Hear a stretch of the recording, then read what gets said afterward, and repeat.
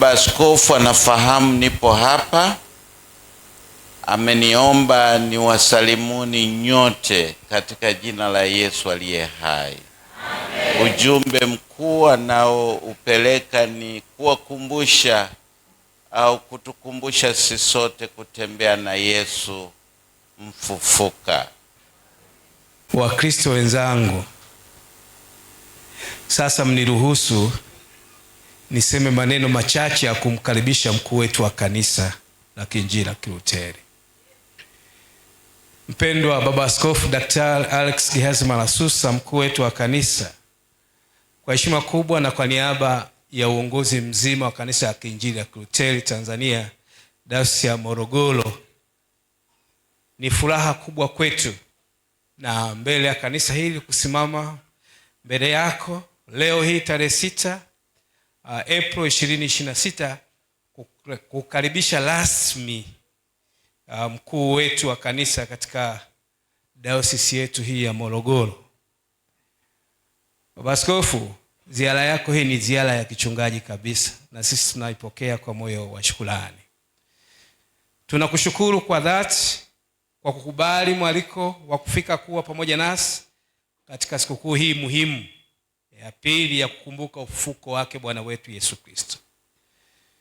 Uwepo wako ni faraja kubwa kwa waumini wote wa KKKT Dayosisi ya Morogoro, lakini pia ni uthibitisho wa mshikamano wa kanisa letu na chachu ya kuimarisha huduma na utume uliopewa na Bwana wetu Yesu Kristo hapa duniani. Sisi leo, siku hii ya leo imebeba uzito wa kiroho na kihuduma kwa kanisa letu. Kwanza, tunashuhudia ibada takatifu ya ubatizo ambayo wale watakaobatizwa wataingizwa rasmi katika ushirika wa mwili wa Kristo. Tukio hili ni kielelezo cha neema ya Mungu, agano jipya na mwanzo wa maisha ya imani na wokovu kwa wale wote watakaobatizwa leo. Na tendo hili utalifanya wewe. Na ndio maana nilisema leo ni siku yako ya ziara ya kiuchungaji zaidi, kwa sababu Yesu ndiyo alitoa maelekezo haya. Pili, chini ya uongozi wako tutakuwa na zoezi la kuwaingiza kazini rasmi wajumbe wa kamati ya kuratibu ukusanyaji wa fedha na kusimamia ujenzi wa makao makuu ya kanisa letu kipekee sana Dayosisi ya Morogoro. Kamati hii ina jukumu muhimu la kusimamia kwa uadilifu, uwazi, weledi mchakato mzima wa maandalizi ya utekelezaji wa ujenzi wa makao makuu ya dayosisi yetu, ambayo itakuwa kitovu cha huduma za kiroho kwa waumini wote wa Dayosisi ya Morogoro na kanisa kwa ujumla wake, na kuwa ushuhuda kwa vizazi vya sasa na vizazi vijavyo. Baba Askofu Dr. Alex Gehazi Malasusa, Dayosisi ya Morogoro inaendelea kujizatiti katika kukuza huduma za kiroho, kijamii na maendeleo. Tunaamini kwamba kupitia maelekezo yako na baraka zako tutaendelea kusonga mbele kwa umoja, bidii, uaminifu katika kulitumikia kanisa la Kristo. Tunakuahidi ushirikiano wetu wa dhati sisi wana Morogoro, utiifu kwa uongozi wa kanisa, hasa kwa mamlaka uliopewa na Mungu kupitia kanisa la Kiinjili la Kilutheri, na kujituma kutekeleza majukumu tuliokabidhiwa kwa utukufu wa Mungu. Baba Askofu, nikuambie ya kwamba sisi wana Morogoro tunajisikia furaha sana uwepo wako huo leo katika dayosisi yetu. Tunakuomba usijisikie upweke na kuona kwamba uko genini. Wewe uko nyumbani. Tunathamini sana uwepo wako na tunatazamia kupokea neno lako la kutuongoza, kututia moyo na kutujenga kiimani, sio kama mkuu wa kanisa tu, lakini kwa historia iliyoko kati ya Morogoro na Dayosisi ya Mashariki na Pwani. Kwa upande mwingine sisi ni sehemu ya Mashariki na Pwani, lakini kwa sababu ya upana wa kazi, basi Morogoro sasa ina utawala unaojitegemea. Sisi tunayo furaha kubwa sana.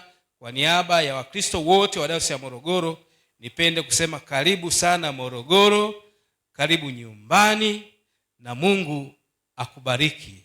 Na sasa nikukaribishe wewe sasa katika Dayosisi ya Morogoro rasmi, na uweze kusema na waumini hawa na kutupa salamu za kanisa. Tafadhali sana Baba Askofu, karibu.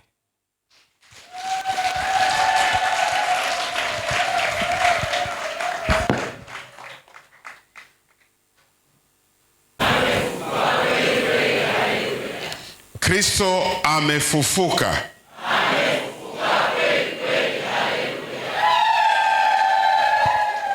Jana tulifanya zoezi la kuona ni nani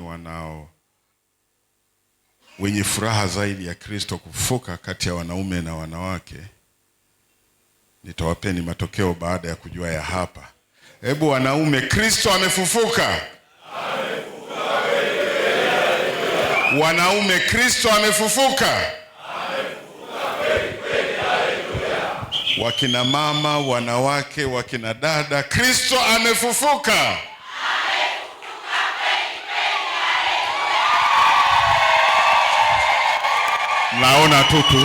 Naona tu tuseme kwa pamoja, Kristo amefufuka.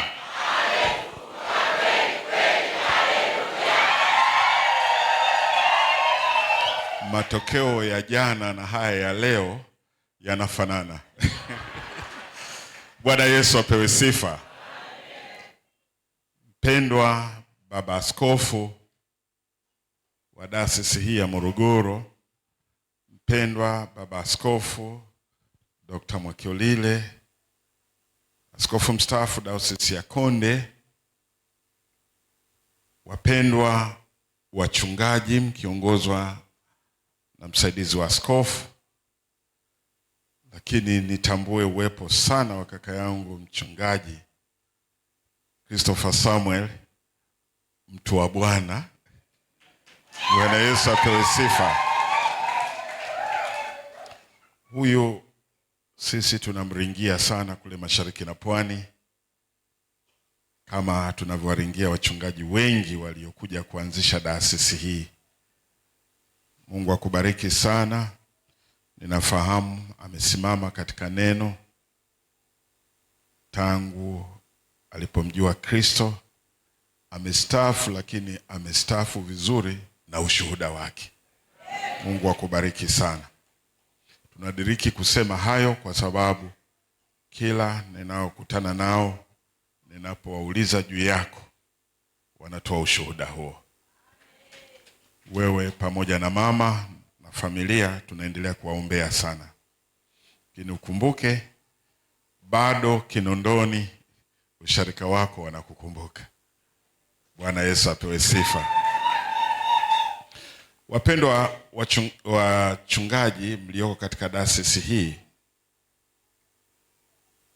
ninafahamu jinsi kazi mnavyoifanya.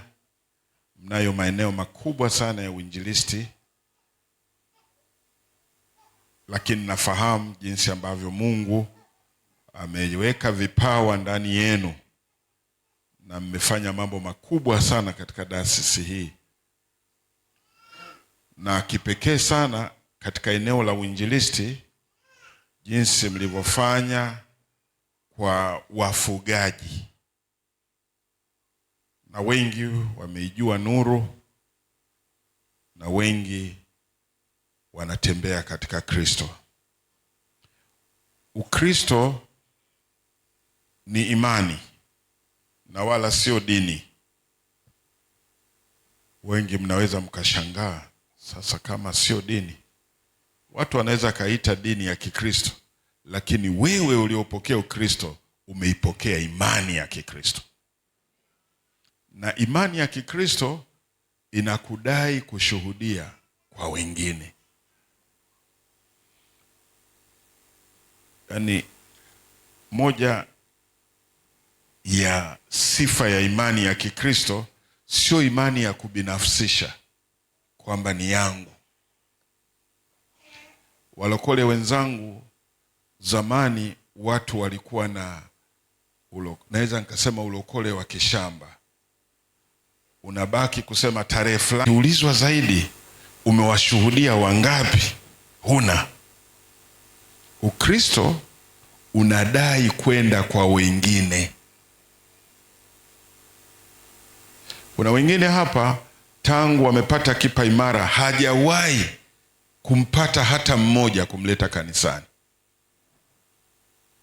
Leo ni siku ya kutembea na Kristo mfufuka, ili upate ujasiri wa kushuhudia nguvu zake na uzuri wake.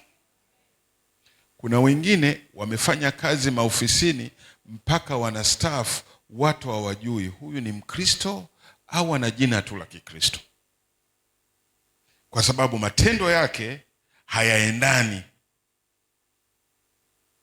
na imani ya Kikristo. Kwa hiyo wokovu si tu kusema Bwana asifiwe, bali kutembea na Bwana Yesu.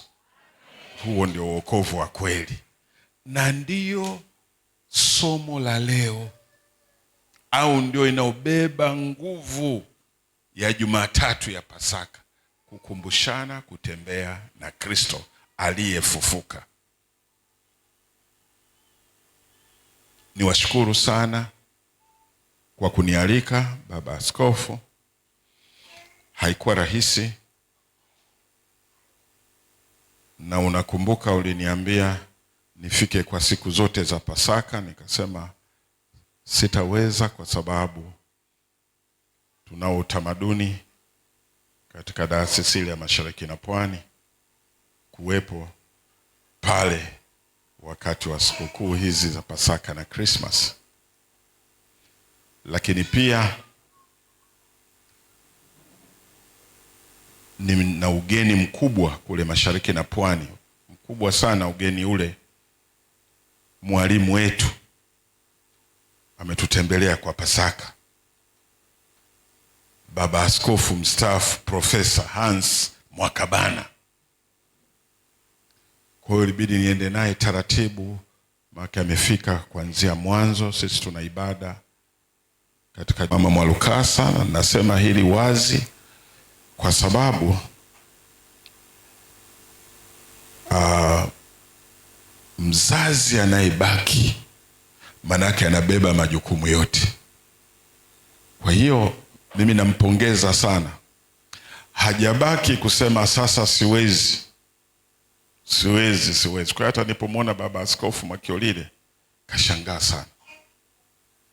Jana usiku nilipoongea na mtumishi Mwalimu Christopher Mwakasege, na yeye eti akana anajaribu kunihimiza usikose kwa sababu yeye amepata msiba, lakini nikasema tutakuwa pale. Mama ubarikiwe sana. Sisemi kama mama yangu, lakini una neema ya pekee sana. Una neema ya pekee, na naisema hii ili sote tuendelee kujua kumbe uking'ang'ania kwa Yesu kuna namna fulani ambayo Mungu anakuzunguka na unakuwa wa pekee. Hivyo tumshukuru Mungu kwa ajili ya binti ambaye leo atapata heshima ya tena mimi nasema sio kuagwa, kupata neema, kwa sababu kwa kweli kumwaga mimi sitakubaliana, yule haagwi, ila tunampa neema aende na Bwana Yesu. Bwana asifiwe. Tunawapongeza sana Baba Askofu kwa kazi hii ya hii kamati. Kama neema ya Mungu itakuwepo katika muda tulionao, tutaendelea kuzungumza mengi, lakini ninafahamu ni kamati nzuri yenye nguvu. Siwafahamu, huenda baadaye tutafahamiana zaidi, lakini namfahamu mwenyekiti. Hata mimi ungeniuliza ningesema Profesa Matovelo awe mwenyekiti. Bwana asifiwe. Wana Morogoro, kazi mnaokwenda kuifanya sio kazi ya Dayosisi ya Morogoro, ni kazi ya Kanisa la Kiinjili la Kilutheri Tanzania. Hivyo kamati hii inakwenda kumshuhudia Kristo na kuonyesha nguvu za Kristo zilizo ndani yenu. ninawasihi muifanye kazi hii bila kuchoka na bila kulalamika. Baba Askofu amesema vizuri sana. Dayosisi ya Morogoro ina watu wengi, lakini hata yeye nikimuuliza kwa nini amewachagua hawa, hana jibu. Ni Roho Mtakatifu amewaongoza viongozi wa dayosisi, ninyi muifanye kazi hiyo. Tena Baba Askofu, niruhusu tu, wenzi wa hawa wako wapi? Wenzi wao, dada yangu Mama Matovelo yuko wapi? Simameni, simameni profesa, simameni. Za kuchaguliwa katika masuala ya kiroho kusimamia dayosisi, mna bahati, na sio bahati tu, mna neema. Bwana asifiwe. Wengine wanachaguliwa kuwa wenye viti katika klabu zile za pombe, wapo. Wengine tunao hata mkanisani. Walevi mpo hapa? Hebu ninyosheni mkono. Hawa wanachaguliwa na askofu, alafu leo wanawekwa kazini. Mrudishieni Mungu sifa na shukurani kuwapa wenzi wa namna hii. Bwana asifiwe. Ninyi watieni moyo hawa katika kazi watakaoifanya. Kamwe, kamwe, kamwe msiwakatishe tamaa. Na kazi hii mnaokwenda kuifanya ninyi kamati, sio kazi ndogo. Hata kufunuliwa tu kwamba Dayosisi ya Morogoro haina makao makuu ni neema ya Mungu. Dayosisi ina miaka mingi, sivyo? Kwa mnajibanabana tu hapa na pale.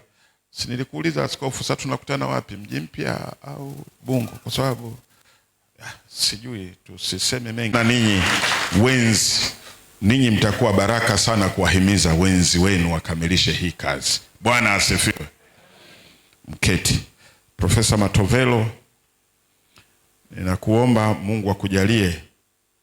Umefanya mambo mengi sana katika jamii, katika taaluma yako, lakini hili Mungu anataka ulifanye katika uzee wako, wewe na wenzako. Bwana asifiwe. Na mimi nina hakika utalitimiza. Keti. Pale kwa Baba Askofu Dr. Israel Peter Mwakyolile walianza hivi hivi, wamejenga makao makuu. Mmetumia muda gani baba? 1 mwaka na miezi 9. Makao makuu imetimia, imekamilika. Niliweka jiwe la msingi na nikafungua, nafikiri kama wiki mbili zilizopita. Namshangaa Mungu kwamba Morogoro mnakwenda katika njia hiyo. Hakika Baba Askofu, nina hakika kwa timu ulio nayo makao makuu yataonekana. Mungu awabariki sana.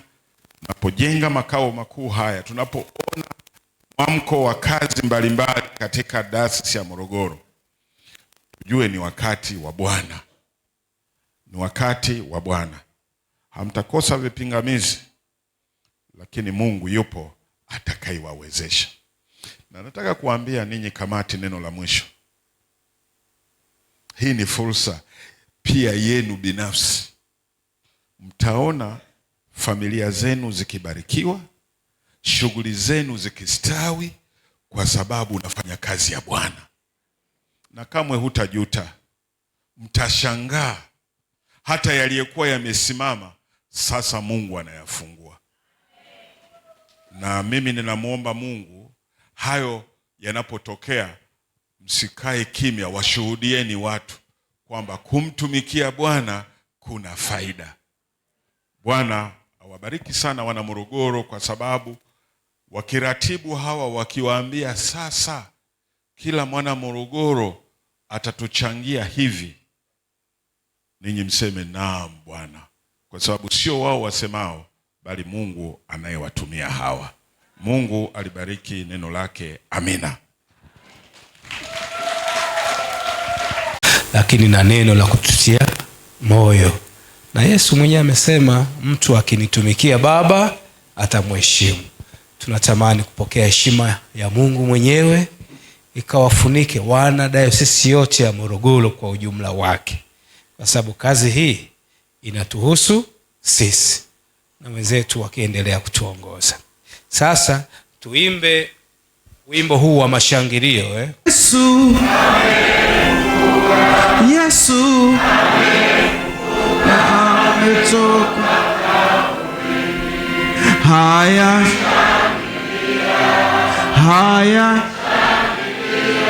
ametoka kaburini, haya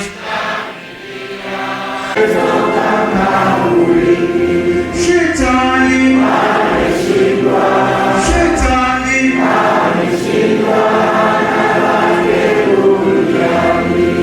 haya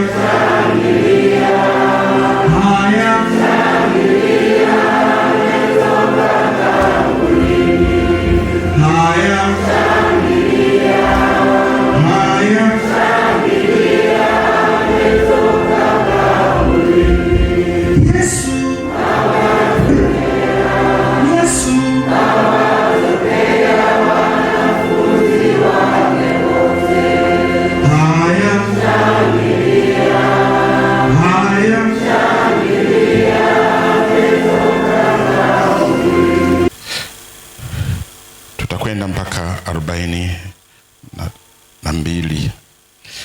Na walipokuwa katika kusema habari hiyo, yeye mwenyewe alisimama katikati yao akawaambia, amani iwe kwenu. Wakashtuka, wakaogopa sana, wakidhani kwamba wanaona roho. Akawaambia, mbona mnafadhaika? Na kwa nini mnaona shaka mioyoni mwenu? Tazameni mikono yangu na miguu yangu, ya kuwa ni mimi mwenyewe.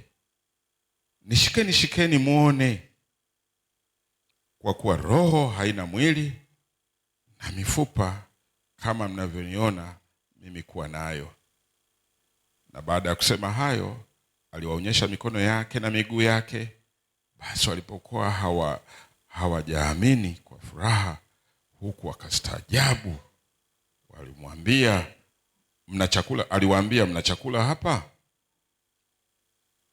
Wakampa kipande cha samaki wa kuoka, akakitwaa akala mbele yao. Amen. Na tuketi.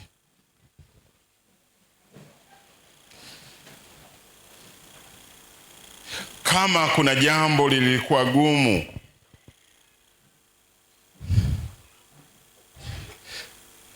ni baada ya wanafunzi wa Yesu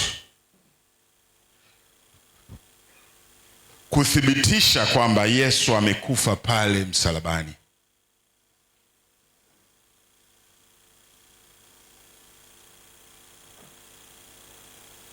Na si kwamba hawakuambiwa kwamba Yesu mwenyewe alitabiri kuwa siku ya 3 atafufuka,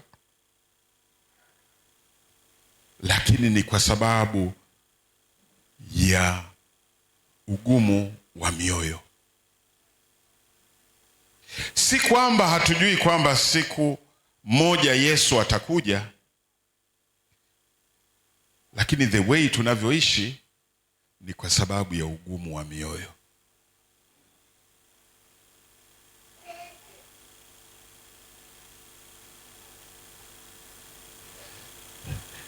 Katika injili hii tuliyosoma,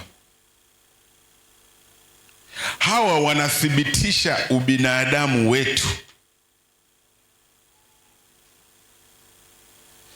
jinsi binadamu alivyo.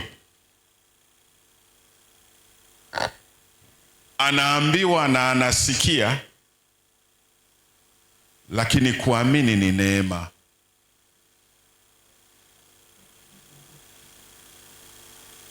Na si kwa sababu mwanadamu hamjui Yesu.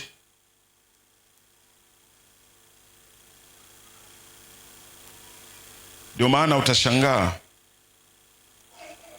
wa kwanza ambao walikuwa wagumu katika kuelewa ufufuo wa Yesu ni wanafunzi wake. Ni wanafunzi wake. Hata waliposikia wale wanawake wanasema kaburi li wazi, mmoja hakutaka hata majadiliano. Petro alikimbia kwenda kuangalia, kuthibitisha. Petro ambaye alikuwa karibu sana na Yesu. Lakini swala la kuamini ni neema.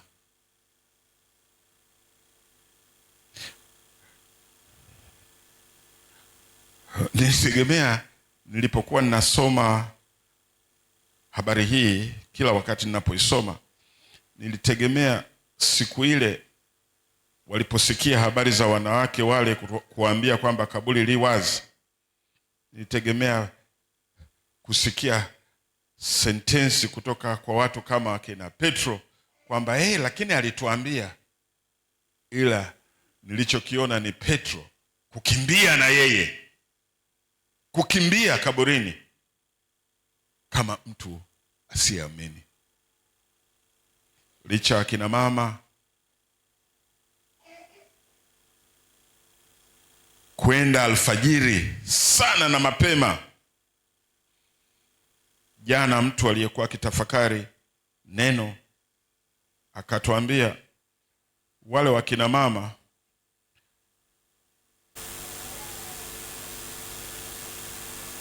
wakiwa na matumaini ya Yesu kufufuka, walikuwa wanakwenda kutimiza taratibu za mazishi.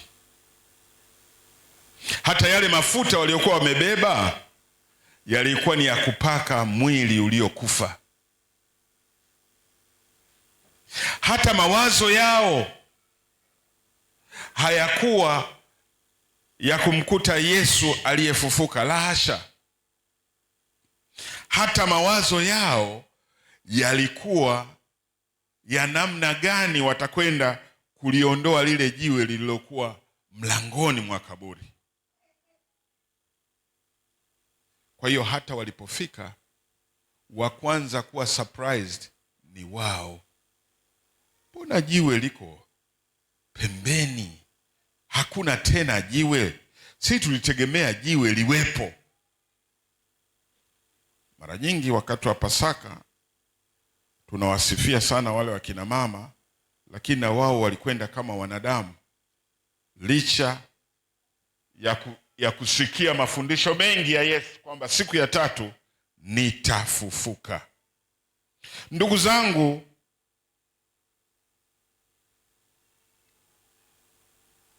Yesu aliyefufuka anatutuma sisi kuwa mashahidi wake. Yeye anatutuma sisi kuwa mashahidi wake. Katika Matendo ya Mitume sura ile ya 2 na mstari ninaoupenda sana, mstari ule wa 32.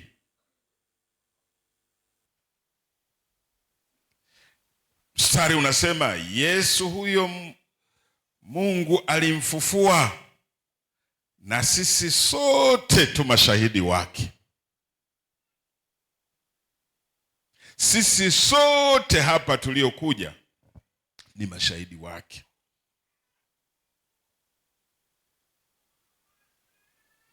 Lakini kama tulivyowaona wanafunzi wa Yesu, hata hawa ambao waliokuwa katika njia ile ya Emau, bado mashaka na hofu viliwaandama. Imani yetu siku zote inaathiriwa sana na hofu. Kwa nasoma kitabu kimoja, anasema faith na fear vinakwenda pamoja. Ili udondoke wewe na imani ulionao, ile faith, shetani anakurushia fear, hofu. Uliza watu waliokwenda kwa waganga wa kienyeji, kilichowapeleka sio swala lingine, sio kwamba hana imani, ila ameruhusu fear, ile hofu.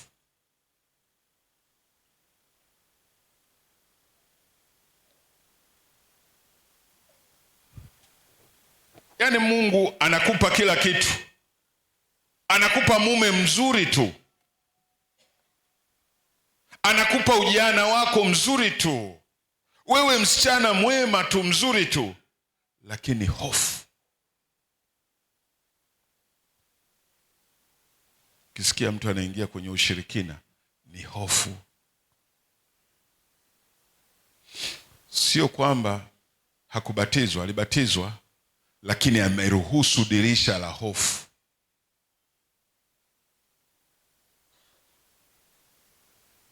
Mungu anatutegemea sisi kazi hii ya kumleta Yesu na kutuunganisha naye tena, sisi tukamshuhudie.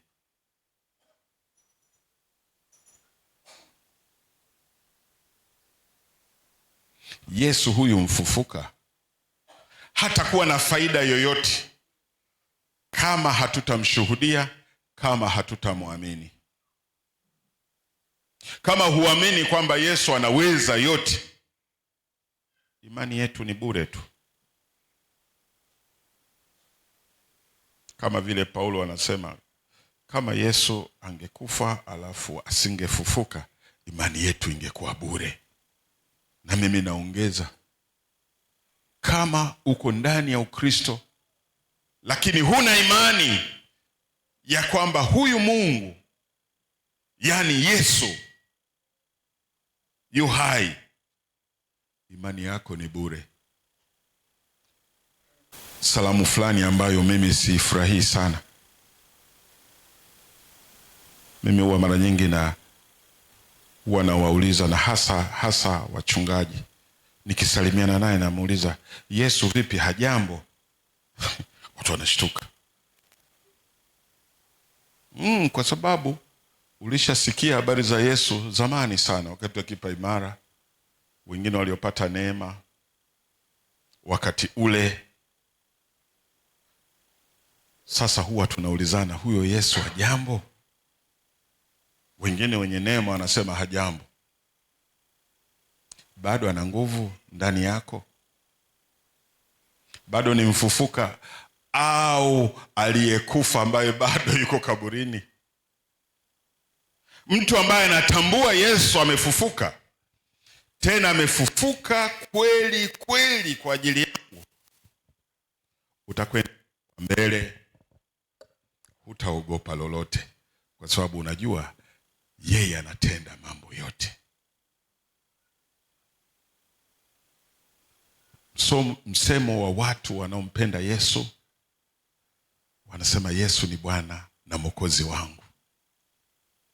Lile neno kwamba ni Bwana ni kwamba yeye atakupigania, yupo anakupigania. Hata katika hali ulionayo sasa, ni njia tu, Yesu anakupigania. Na wakati mwingine Yesu anaweza karuhusu, Mungu anaruhusu mambo fulani magumu yapite kwako ili ajichukulie ushindi kwa jinsi ulivyosimama imara.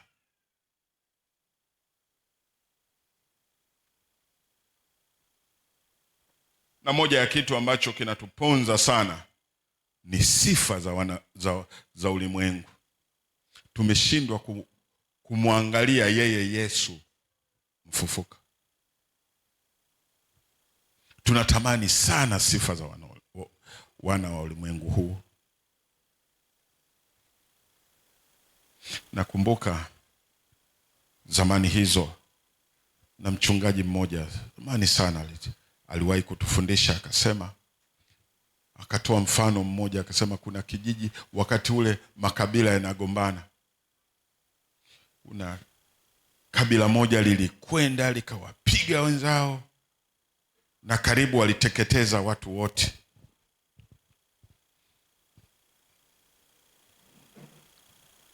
Na jeshi lile lilokwenda kupiga lilipokuwa linapita,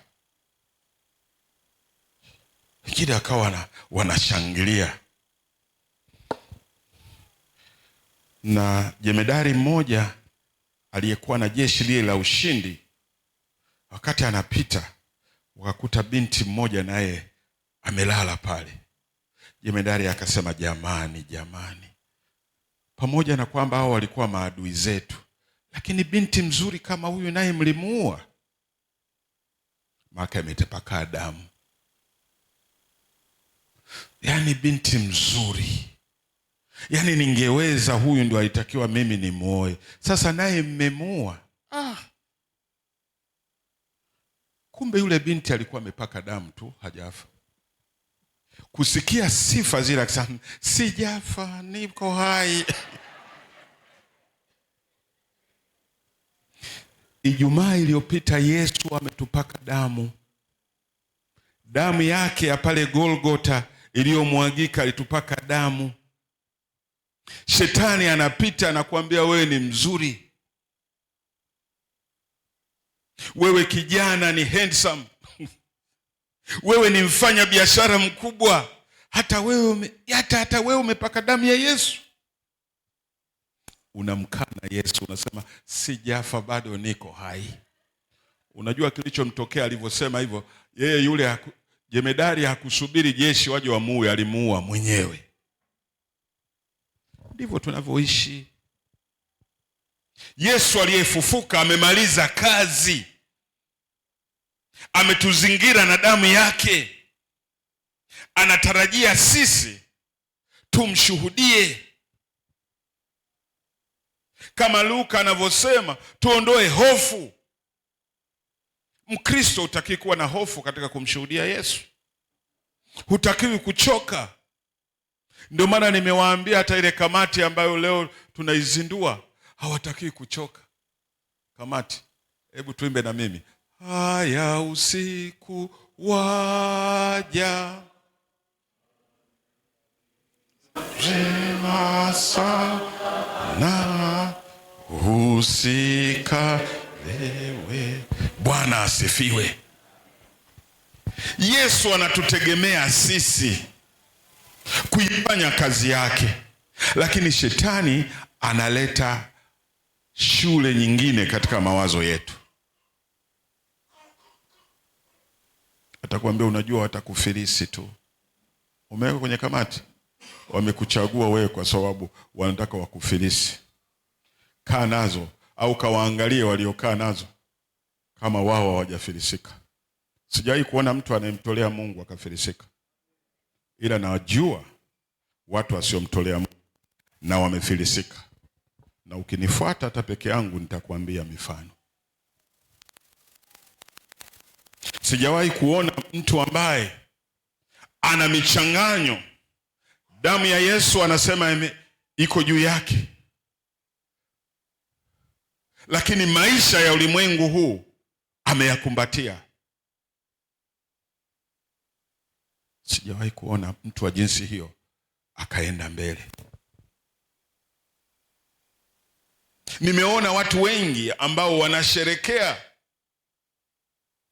kufa kwa Yesu na kufuka kwa Yesu, lakini hawajachota baraka iliyoko katika Pasaka. Wamekuwa ni watu wa kuhangaika.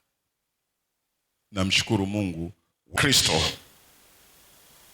unafunguka macho. Namwomba Mungu ushirika, sio usharika, ushirika, mimi na Kristo usiondoke. Ninaomba Mungu ushirika wako wewe na Kristo usiondoke, wala usiwe wa kuiga, wala usiwe ushirika wa wewe na Kristo wa usharika. Kwamba usharika wa bungo wanakwenda mbinguni. Nataka wewe uwe tayari kwenda mbinguni, wewe kama wewe, sio bungo. Kwa sababu hakuna usharika utakaochukuliwa kwenda mbinguni, wala hakuna nafasi kule mbinguni za usharika, wala diocese, wala hakuna kanisa ambalo limewekewa nafasi kule. Waliowekewa nafasi ni wale waliofua nguo zao katika damu ya mwana kondoo peke yao. Hivyo ndugu yangu, leo usiondoke hapa bila kuwa na tumaini na bila kuwa na hakika ya kwenda pamoja na Kristo aliyefufuka. Katika kitabu cha Matendo ya Mitume sura ya 4 kuna maneno ninayoyapenda sana, na ninataka na sisi tuishi kama hawa mitume. Mstari ule wa 33 unasema, na mitume wakatoa ushuhuda wa kufufuka kwake Yesu kwa nguvu nyingi, na neema nyingi ikawa juu yao. Tunapokwenda kutoa ushuhuda kwa nguvu nyingi bila kuchoka, neema inakuwa juu yetu. Neema nyingi sana inakuwa juu yetu. Watu wanapoona tunaye Kristo aliyefufuka na tunamshuhudia, neema yake inakuwa juu yetu. Dayosisi ambayo inaruhusu kumtumikia Mungu na kumshuhudia Mungu, neema inakuwa juu yake. Hiyo ndio siri ya maendeleo ya dayosisi. Sio tu kuwa na mpango mkakati, hiyo hata watu wa dunia wanao. Sisi mpango mkakati wetu ndio huu: ukimshuhudia Kristo, neema inakwenda pamoja nawe. Hao wenzetu watakaojenga kituo chetu, watu watakapokuwa wanaona jengo lile na wanamshuhudia Yesu tunayemwamini, neema ya wale waliofanya inakuwa juu yao. Watoto wetu leo watabatizwa, sijui labda hata watu wazima watakuwemo. Huo ni ushuhuda, na tutaitamka imani ya Kikristo tukishuhudia na muamini Yesu Kristo, mwana wake wa pekee. Tukimshuhudia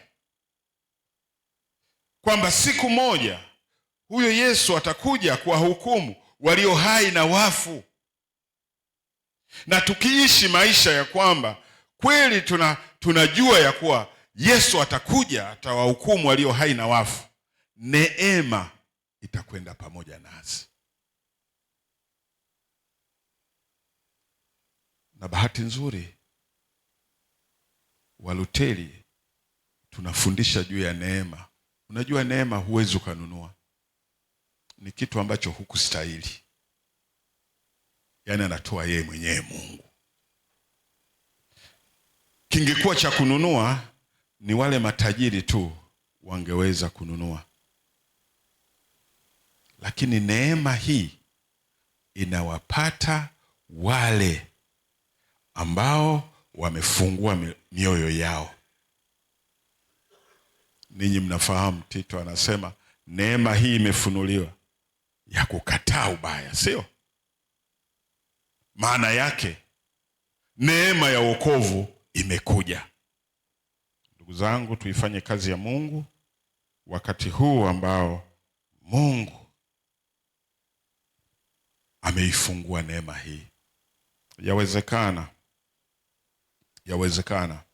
umekaki natamani Pasaka hii ikufikirishi. Siku hii ya Jumatatu ya Pasaka ikufikirishi. Jana nilikuwa nafanya research fulani jioni. Kuna makanisa na hasa kanisa moja kongwe lilikuwa halina ibada za Jumatatu ya Pasaka. Baba Askofu Dr. Makiolili atakuwa anajua.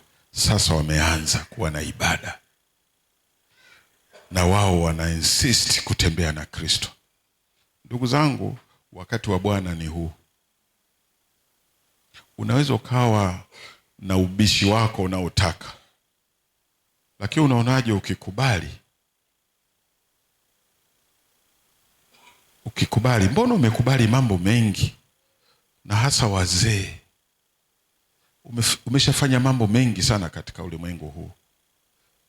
Kwa nini usimkubali huyu Yesu mfufuka awe ndio kitu cha mwisho kwako?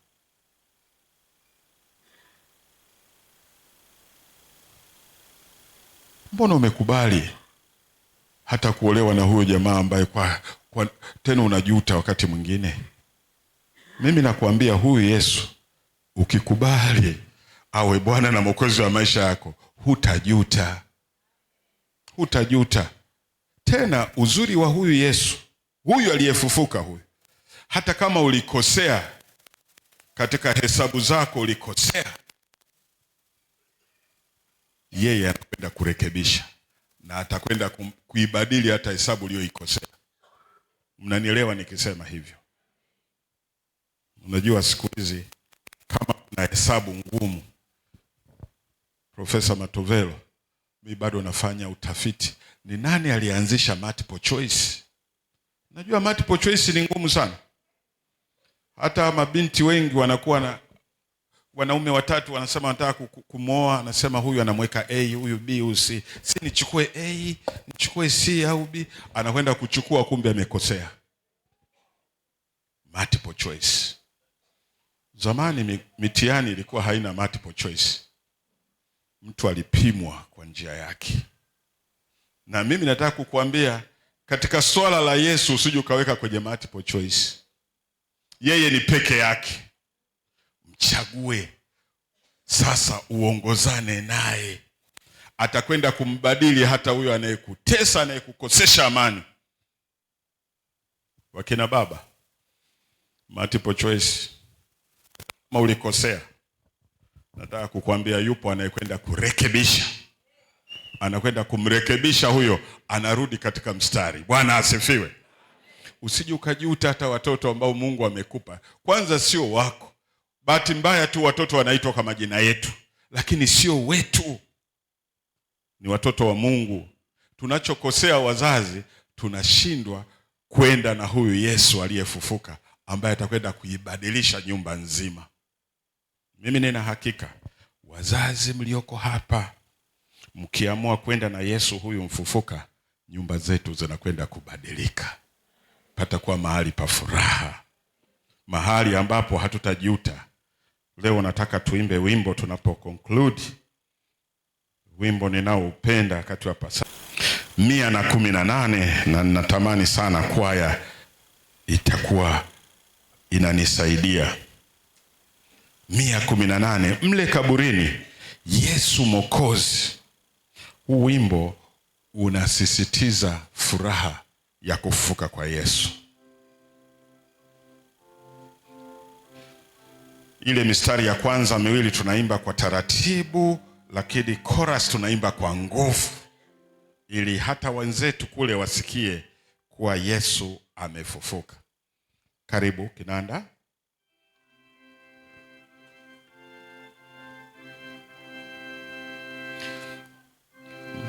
Mle kaburini, tempo. Yesu Mwokozi alilazwa chini, Bwana wangu. Bwana amefufuka, kifo kimeshinda kabisa. Gizani mle alikuwa chini, sasa atawala uko mbinguni. Yu hai, yu hai, yu hai, yu hai, Bwana Yesu yu hai. Fungu tutakuwa tumesimama la pili, la tatu na la nne. Tuimbe kwa furaha tunapofikia chorus.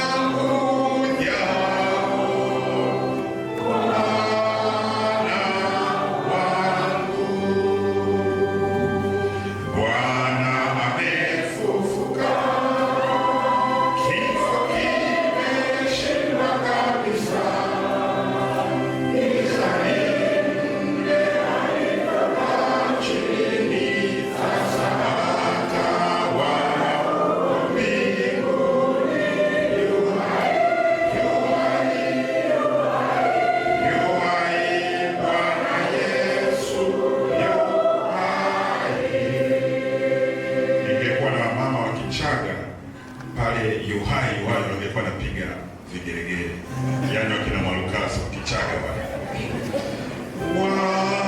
Walinda kaburi, Yesu Mwokozi, bure ni bure, Bwana wangu.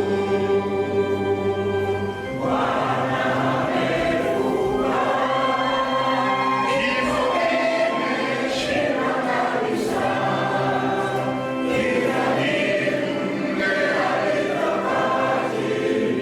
sasa hata wako mbinguni, yu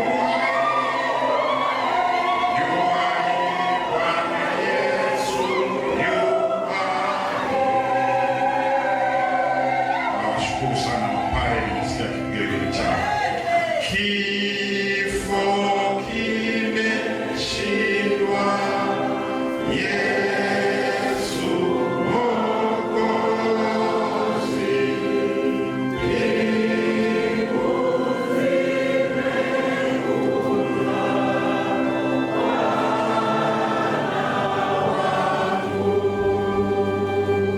Bwana amefufuka.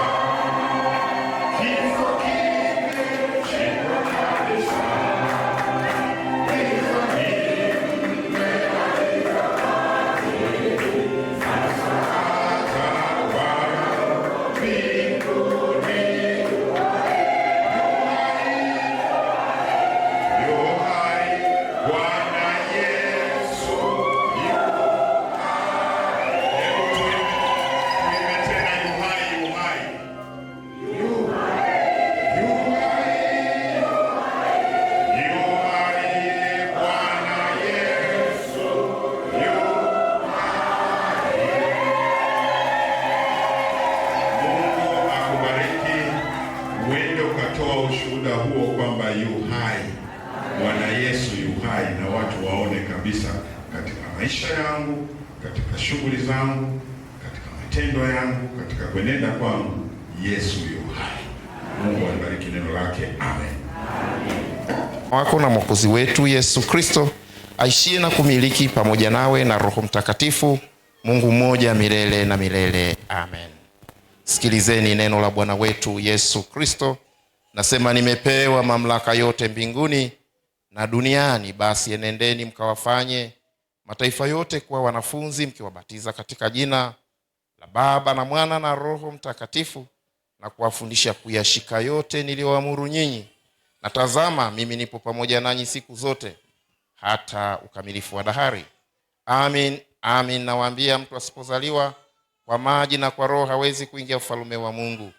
Kilichozaliwa kwa mwili ni mwili, na kilichozaliwa kwa Roho ni roho. Basi wakamletea Yesu watoto wadogo ili awaguse. Wanafunzi wake wakawakemea. Ila Yesu alipoona hivyo alichukizwa sana, akawaambia, waacheni watoto wadogo waje kwangu, msiwazuie, kwa maana watoto kama hawa ufalme wa Mungu ni wao. Amin nawaambieni, yeyote asiyekubali ufalme wa Mungu kama mtoto mdogo hata uingia kabisa. Akawakumbatia, akaweka mikono yake juu yao, akawabariki. Kwa kuwa katika imani yetu ya Kikristo mnawaleta watoto hawa na watu wengine kwa ubatizo mtakatifu, sasa ni wajibu wetu kukiri imani yetu ambayo watoto hawa wanabatizwa. Je, mnamwamini Mungu mmoja, Baba na Mwana na Roho Mtakatifu? Naomba Wakristo wote tusimame tafadhali. Kama ndivyo, naomba tujibu kwa kusema ile imani ya mitume. Namwamini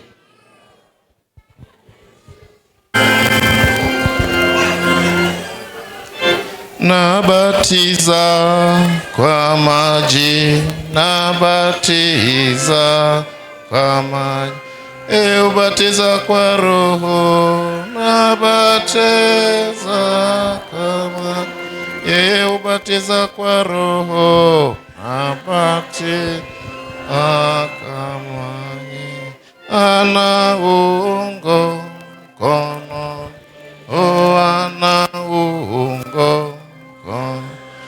kuipe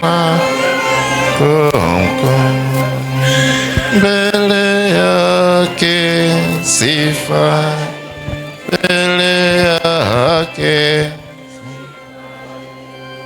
fungulia viatu, mbele yake sifa, kumfungulia viatu mbele.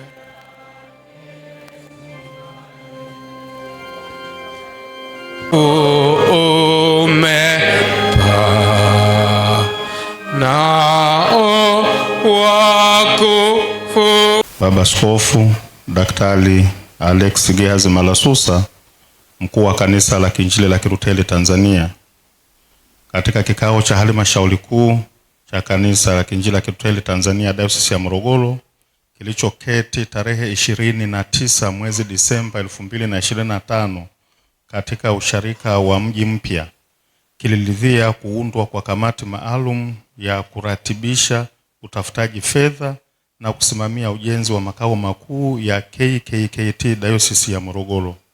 Kwa heshima na waleta kwako ili waingize kazini waweze kuanza kazi hiyo. Na wasilisha.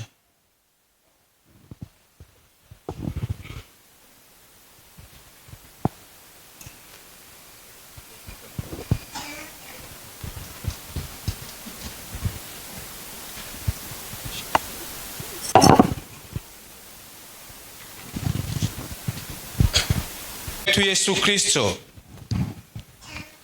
kwa neema ya Mungu na uongozi wa Roho Mtakatifu, tumekusanyika mahali hapa patakatifu ili kuwaingiza kazini watumishi hawa walioitwa katika huduma ya uwakili wa mali ya Mungu na ujenzi wa makao makuu ya Kanisa la Kiinjili la Kilutheri Tanzania Dayosisi ya Morogoro. Kama ilivyoandikwa, basi kinachotakiwa katika mawakili ni mtu aonekane kuwa mwaminifu. Basi huduma hii ni wito wa uaminifu, uwajibikaji na hofu ya Bwana. Wapendwa katika Bwana, mmeitikia wito wa kumsaidia na kumshauri askofu kwa kazi takatifu aliyoitiwa katika kuiongoza Dayosisi ya Morogoro, na maelekezo ya halmashauri kuu ya Kanisa la Kiinjili la Kilutheri Tanzania Dayosisi ya Morogoro imetoa idhini kwenu kusimamia kazi hii. Sasa ninawauliza mbele ya Mungu mtakatifu na washarika hawa wa Dayosisi ya Morogoro kupitia Kanisa Kuu Bungo, je, ninyi mlioitwa katika huduma hii mnakiri ya kuwa wito huu umetoka kwa Mungu kupitia kanisa lake, nanyi mnakubali kuutii kwa unyenyekevu na imani? Kama ndivyo, mjibu ndiyo. Mungu atusaidie. Je, mnaahidi kutekeleza huduma hii kwa uaminifu kwa neno la Mungu, mkiongozwa kwa Injili ya Yesu Kristo, bila kupotoka kwa tamaa za dunia wala kutafuta faida binafsi? Kama ndivyo, niseme ndiyo, tunaahidi kwa msaada wa Mungu. Je, mnaahidi kuwa mawakili wema wa mali ya Mungu, mkisimamia rasilimali zote kwa uadilifu, uwazi, uwajibikaji, mkikumbuka kuwa vyote ni mali ya Bwana? Kama ndivyo, jibu ndivyo, tunaahidi kwa msaada wa Mungu tutakuwa. Ninawauliza tena, je, mko tayari kutenda kazi hii kwa roho ya ushirika wa kanisa, mkidumisha umoja wa mwili wa Kristo kwa kushirikiana na Wakristo wote wa Dayosisi hii ya Morogoro ya Kanisa la Kiinjili la Kilutheri Tanzania? Kama ndivyo, mseme ndiyo, tuko tayari kwa msaada wa Mungu. Naomba washarika tusimame. Na sasa naomba mwageukie washarika hawa. Na sasa ninawauliza ninyi washarika wa Dayosisi ya Morogoro mnaosimama kwa Kanisa Kuu Bungo, je, ninyi Wakristo mnakiri kuwa kanisa hili ni mwili wa Kristo, kila mmoja amepewa kalama kwa ajili ya kulijenga? Kama ndivyo, nasema ndivyo, tunakiri kwa msaada wa Mungu. Je, mtakuwa tayari kuwapa ushirikiano kamati hii ili waweze kutimiza wajibu wao. Kama ndivyo, mseme ndivyo. Kwa msaada wa Mungu tuko tayari. Ninawauliza tena, je, mnaahidi kushiriki kwa uaminifu katika uwakili wa mali zenu kwa kutoa sadaka na michango kwa hiari kwa utukufu wa Mungu kwa kazi ya kanisa lake? Kama ndivyo, tujibu ndivyo. Mungu atusaidie.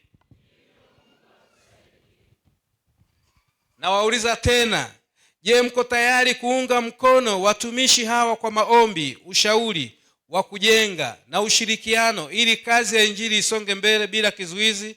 Kama ndivyo, mseme kwa msaada wa Mungu tuko tayari. Je, mnaahidi kudumisha umoja wa kanisa la Kristo, mkiepuka faraka, manunguniko na migawanyiko, mkisimama katika imani, katika neno na sakramenti? Kama ndivyo, mseme ndivyo. Mungu atusaidie. Naomba washirika tukae. Naomba kamati mgeukie huku.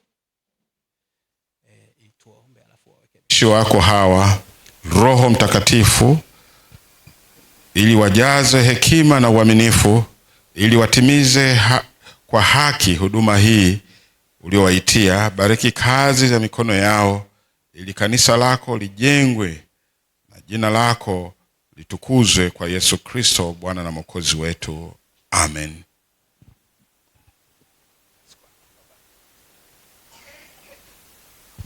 Sasa kwa kuwa mmeahidi mbele ya Mungu mtakatifu na usharika kupokea wajibu huu mtakatifu, basi kwa mamlaka niliyopewa na Kanisa la Kiinjili la Kilutheri Tanzania, na waingiza kazini kwa jina la Baba na la Mwana na Roho Mtakatifu. Amen. Mnaweza mkapiga magoti mlioko mbele. Mlioko mbele, mnakuja hapa kwenye mito tafadhali.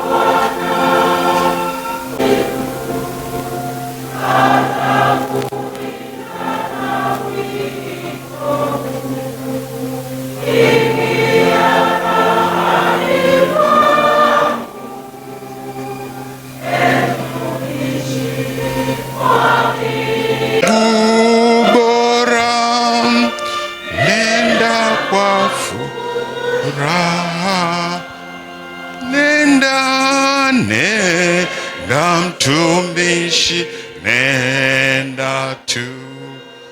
Nenda mtumishi wa Bwana, ukapande mbegu bora.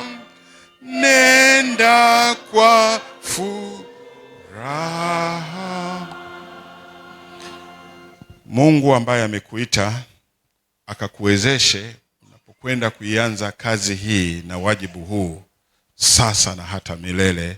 Mwenende kwa amani ya Bwana. Mgeukie washarika, wapigieni makofi. Wale wenza ambao wamekuja na wenza, mje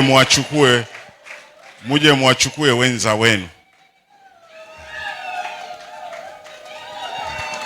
Asante sana. Asante sana.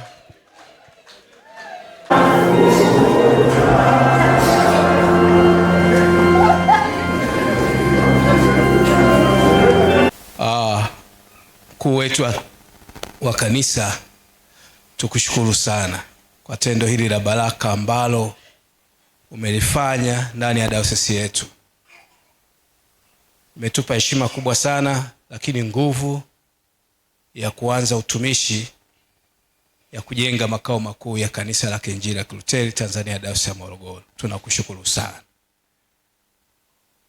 Lakini Mheshimiwa Baba Askofu mkuu wa kanisa, ni kuombe kwa heshima kubwa sana. Kanisa kuu hili lina kazi nyingi sana linazifanya mahali hapa. Tena watu wanatumia vipawa vyao. Ingekuwa tunatoa fedha ni nyingi mno, hatuwezi.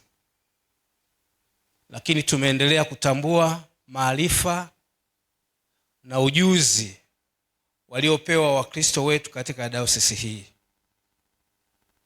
Tulitamani wale wajumbe wote waliofanya kazi ya kujenga shule, darasa la chekechea pamoja na ujenzi wa vyoo tungelifanya leo hii. Lakini hili Baba Askofu, kwa sababu dayosisi umenikabidhi, nikasema niwe na siku maalum ya kutambua mchango wao watu hawa, ili kusudi niwe na jambo la kusema kwao. Lakini kwa heshima kubwa sana ni kuombe nimlete kwako mzee wetu Injinia Sumari, ili wewe umwekee mikono huyu baba kwa sababu ya utumishi wake na zawadi kubwa anayejitolea kwa ajili ya ujenzi wa hosteli hii na utaalamu anaotoa. Kwa kweli niseme, kama tungetafuta wakandarasi, kazi hii kwetu ingetuelemea sana.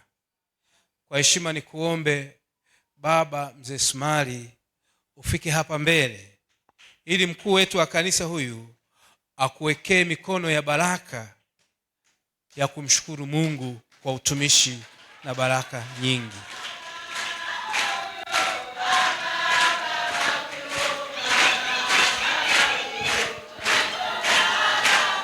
Pia ninafahamu utumishi wa mzee Sumari hasa katika kujenga makanisa kwa wafugaji. Ndipo nilipomfahamia na moyo alionao. Nakumbuka kazi hii aliifanya kwa moyo mkuu. Kwa hiyo sishangai hata haya Baba Askofu unayoyasema. Mungu akubariki sana mzee Sumari, na tupelekee salamu pia kwa mama, ninajua ni mdhaifu. Kwa njia hii Mungu aendelee kumtia nguvu pia.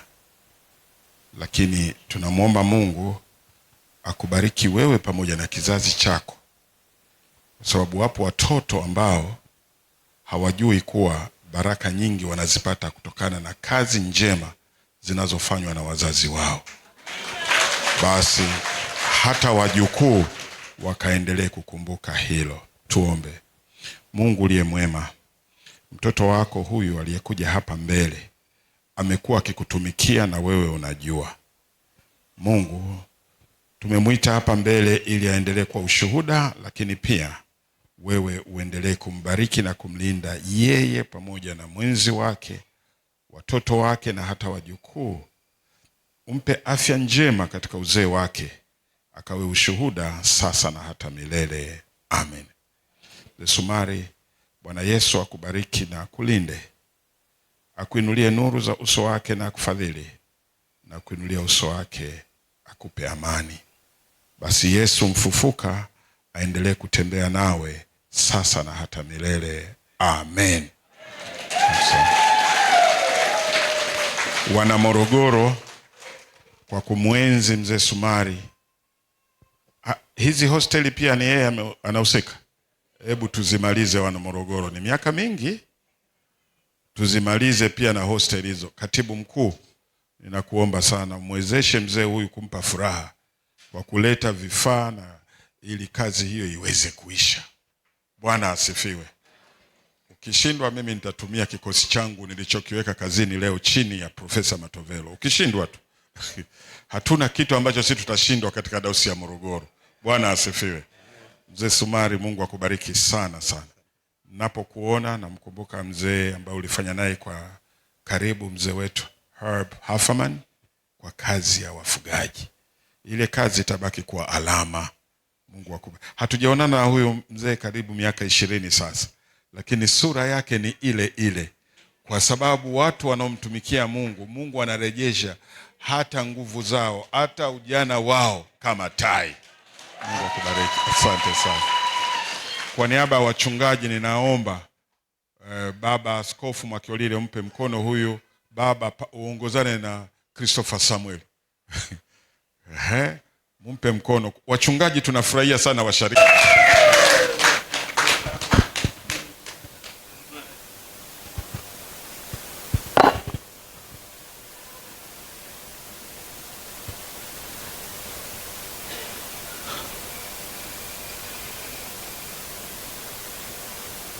Amen, amen. Asante sana. Nashukuru sana.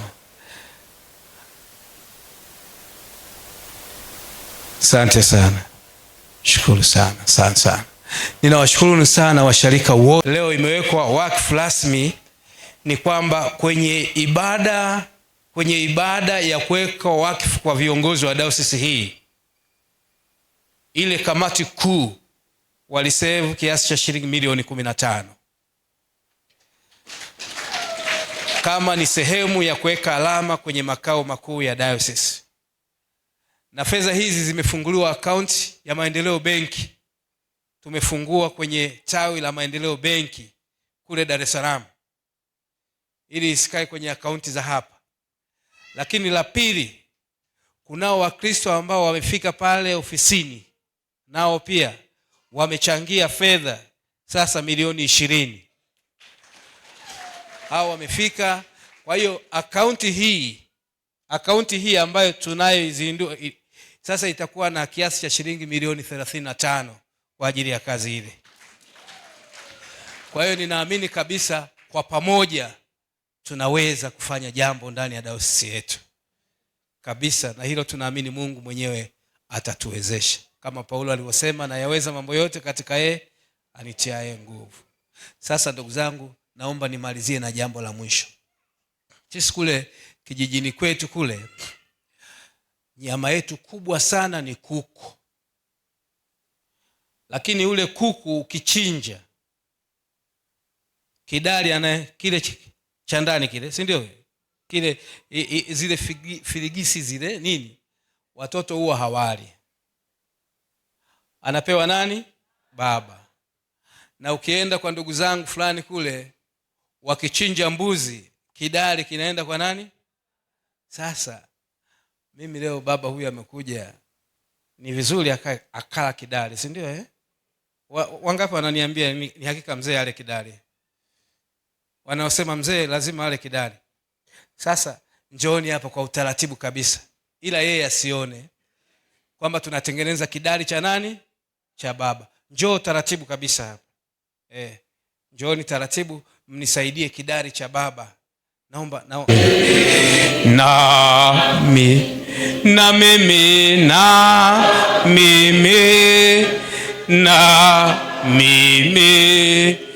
ni bariki na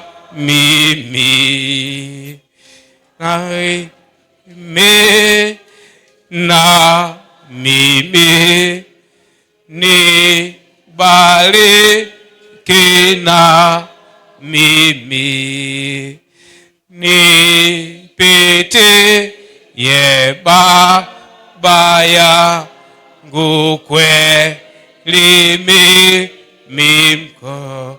mkosaji.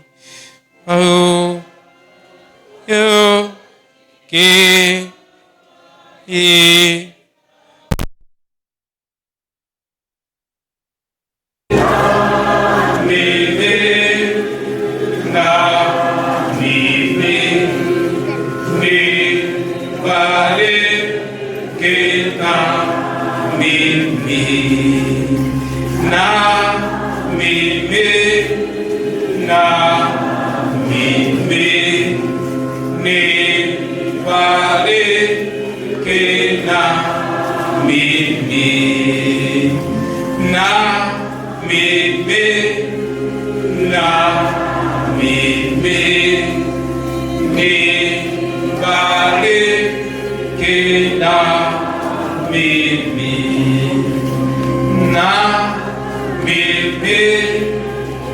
na mimi, nibariki na mimi.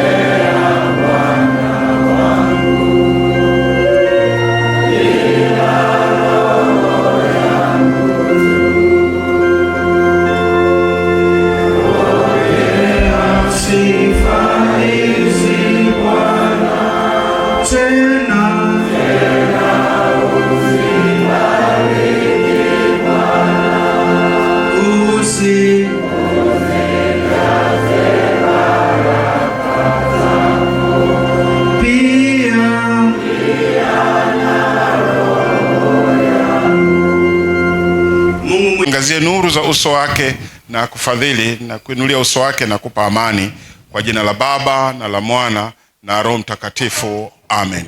Tukae kwa sala za kimya. Hii ni picha ya kwanza ya kamati. Sasa wenzi waungane na kamati. Wenzi, binti Mtembe, kimbia sana.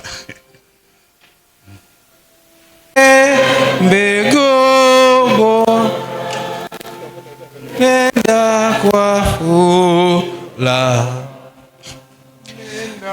nenda mtumishi, nenda tu, nenda mtumishi wa Bwana, ukapande mbegu bora, nenda kwa furaha, nenda mtumishi, nenda tu, nenda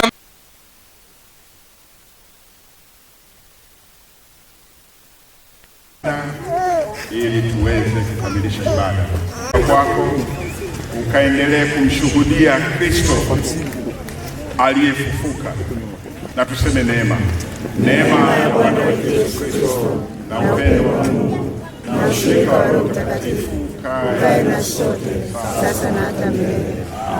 Amen.